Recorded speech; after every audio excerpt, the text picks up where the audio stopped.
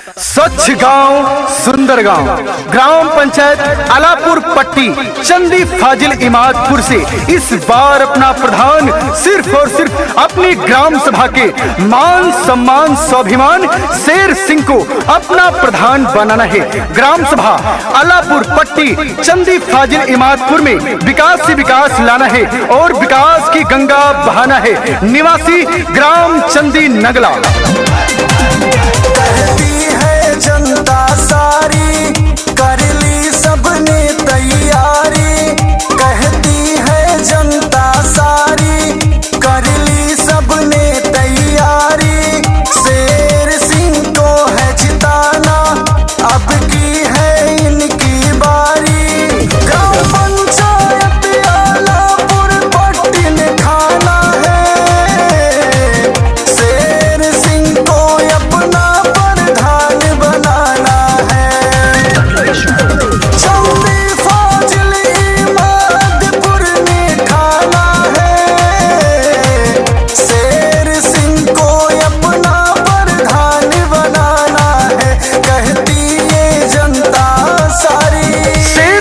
वादा है अगर वो अब के प्रधान बनते हैं तो हर पात्रित व्यक्तियों को कॉलोनी देने का काम किया जाएगा। हर पात्रित व्यक्तियों को विधवा वृद्धा विकलांग पेंशन देने का काम किया जाएगा। गली गली में आरसीसी रोड बनवाने का काम किया जाएगा। हर घर में शौचालय बनवाने का काम किया जाएगा। गली गली में बिजली पानी सड़क बनाएंगे, सारी सरकारी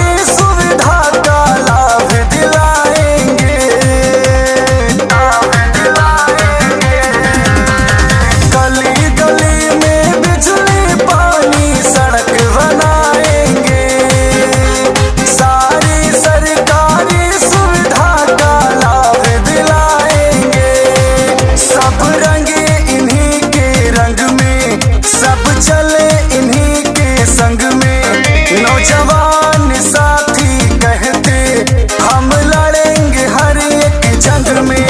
सारी जनता ने खाना नहीं भुलाना है, शेर सिंह को अब की प्रधान बनाना है। सारी जनता ने खाना नहीं भुलाना है, शेर सिंह को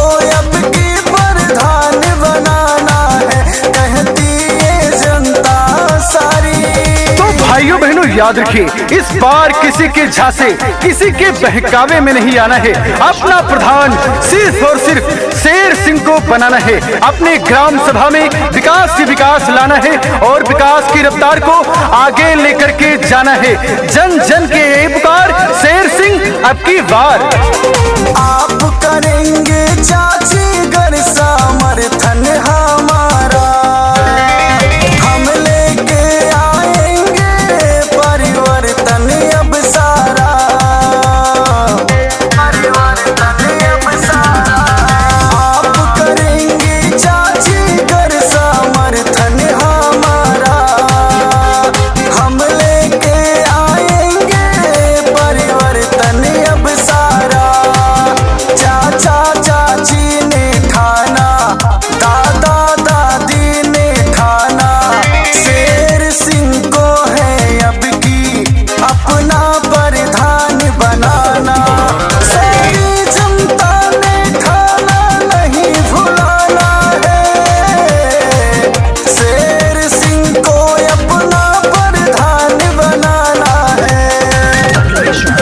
सारी जनता ने ठाना नहीं भुलाना है, शेर सिंह को अपना प्रधान बनाना है, कहती